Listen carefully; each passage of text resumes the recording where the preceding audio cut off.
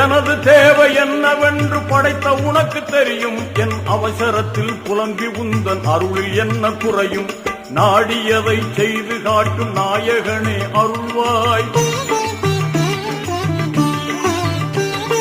நாடியதை செய்து காட்டும் நாயகனே அருள்வாய். நபிநாதர் வழியில் எனை நடத்தி கருணை மழை பொழிவாய். யா அல்லாஹ் யா அல்லாஹ் சுப்ஹானல்லாஹ். யா அல்லாஹ் யா அல்லாஹ் சுப்ஹானல்லாஹ்.